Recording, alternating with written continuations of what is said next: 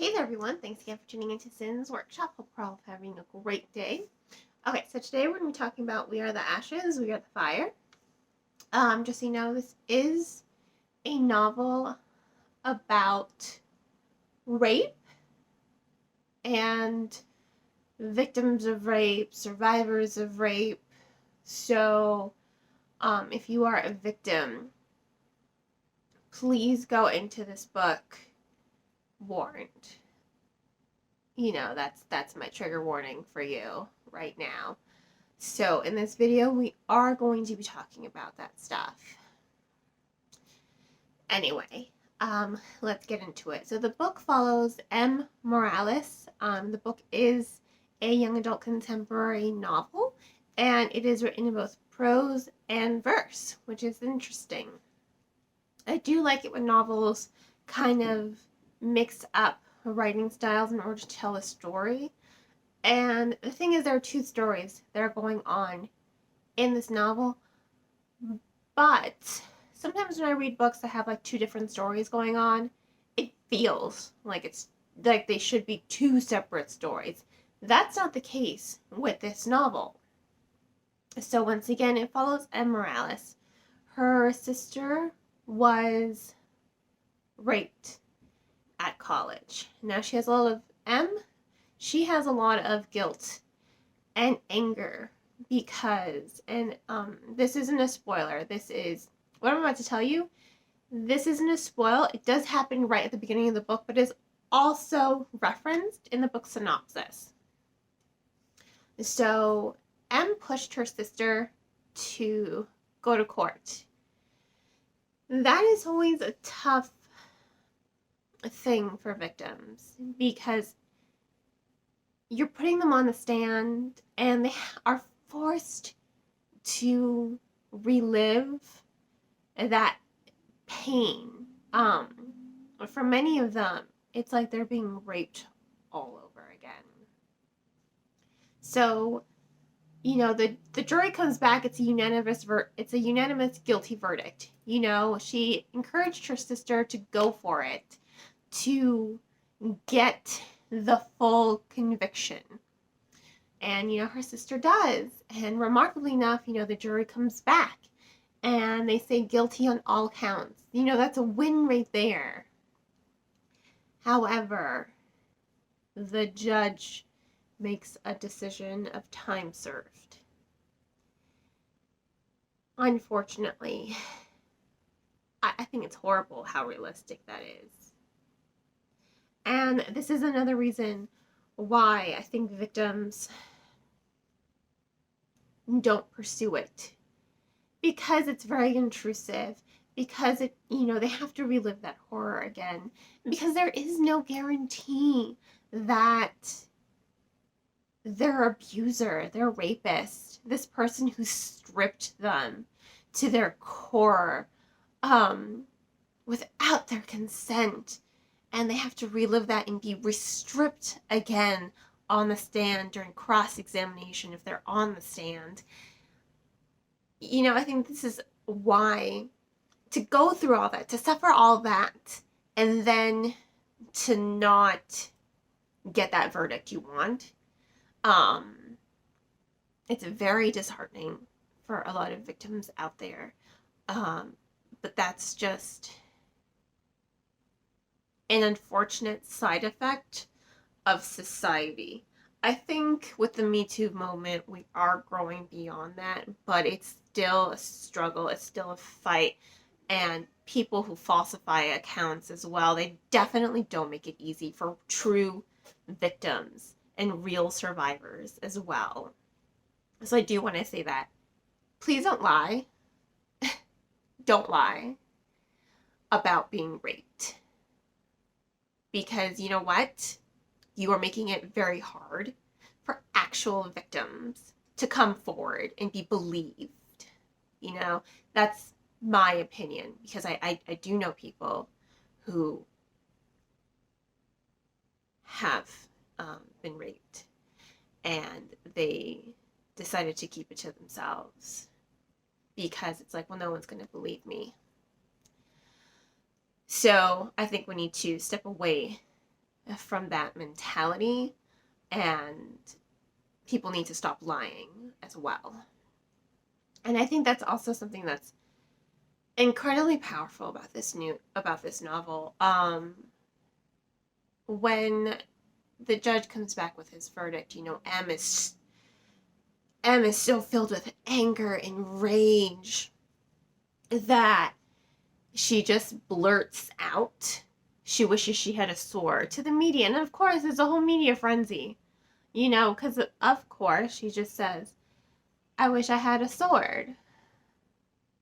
That is so. She wasn't thinking. And that's a lot. That happens a lot in this novel. M kind of does things. Sorry. Sorry. I'm still getting over a cold and I just inhaled it. But anyway, M does things without thinking about how they're going to affect her sister. That pisses me off a lot.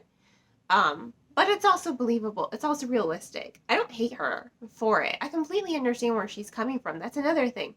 Does it upset me that she's doing these things without thinking of her sister, the actual victim? Yes, it does upset me. But it's also realistic because she's the victim's sister. In her own way, she is suffering. And she wants justice for her sister so much that she's blinded by that need. She's blinded by her need to get revenge, and she does a lot of things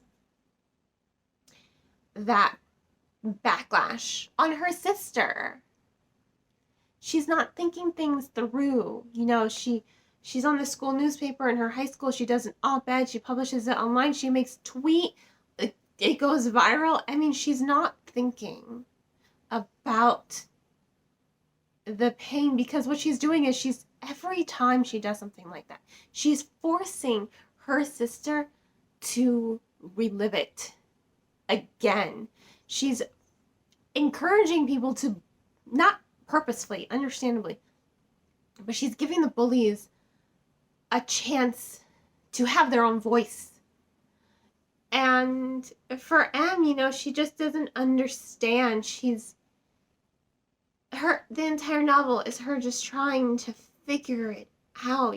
Her relationship with her sister is strained, understandably so, because her sister went through something traumatic. And M is trying to understand, and M is, super feminist, but I think she's just losing sight that her sister is the victim. She's not the victim. Her sister is. And I know she thinks she's helping her sister, but she's not, Her sister, they went to trial. Double jeopardy rules apply. You can't be tried, twice for the same thing. So at this point, her sister just kind of wants to move on. She won, but she lost. And what can you do after that but try to pick yourself back up and move on? And M just doesn't get it. She does. By the end of the novel, she does. Her and her sister, they do have sort of a heart-to-heart. But M, she finds solace in this legendary figure, Marguerite de Bessereau, 13th, 14th, or 15th century French noblewoman who becomes a knight to avenge herself and avenge other victims of rapists. Her tale is one, her castle was invaded, and she was raped. Everyone in her castle was raped. All her servants,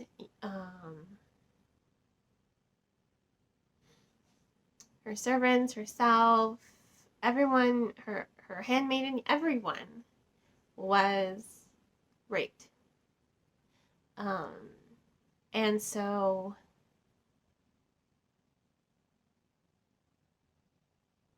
she finds peace, not peace, but she decides to tell her own story. And that's where the verse comes in.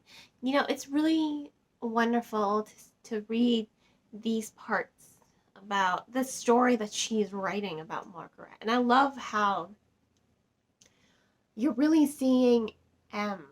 You're understanding what she's trying to really just get a grip on through her writing of the story of Margaret. Now, there's, not a lot of evidence to support her existence, but the fact that there is a legend as, you know, hundreds of years old about this kind of figure, it does say something. Either someone wished this happened, or maybe there was a woman, in the 13th, 14th, or 15th century who did decide to become a knight to kill rapists. Maybe that happened. We don't know. There's not a lot of evidence to support her existence, but her legend is very old. So there's that. Legends that old they can hold even the smallest grain of truth. So I really did like seeing her bring Margaret's story to life, and you really do get to understand M through this verse. And I think that's why these two stories, they mesh together so well. And that's all I have to say. There's also some incredible artwork in the verse parts. It's honestly heartbreaking, but beautiful at the same time to see this story come to life. So, I'm gonna go ahead and give We Are the Ashes, We Are the Fire 5 stars. It's definitely 100% worth it. It's just it is a story that will break your heart, but it is a story that will make you think. Especially, it doesn't even matter what your gender is. I think it's really gonna make you think about how you treat other people, how you view other people, how you address other people. It does make you more conscientious of the people around you and how you treat them, how you touch them. Are you touching them without their consent? Are you just doing something without asking, hey, is this okay? Can I just, there are lots of instances, and I think we take for granted as humans just how we interact with other people. I'm someone who just suffers from I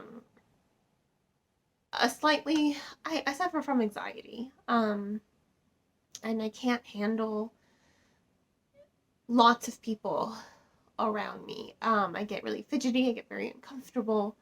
I don't like being touched by people I don't know. And I get very I don't even know what the word is for it. So, maybe there are other people like that, like me, and maybe I don't even notice it either. I just try to avoid people a lot, to not touch them. Because I'm just that's just me. But I think we just take for granted how we view people and how we interact with people. So once again, We Are the Ashes, We Are the Fire, definitely 5 stars. Again, this is a story about rape. Please keep that in mind when you're reading it. But it is an empowering one and definitely deserves to be read. Now, please purchase the book from your local bookseller or online book retailer. Please try to avoid Amazon because they get enough business selling everything else under the sun. If you're just a little iffy, please check out the book from your local library. And if you end up liking the book, please support the author by spreading the word, writing your own review, and making a purchase if it's feasible. On that note, I hope you all will continue to support me by liking this video, subscribing to my channel and sharing it with all your book loving friends. Hope you all have a great rest of your day, and as always, happy reading.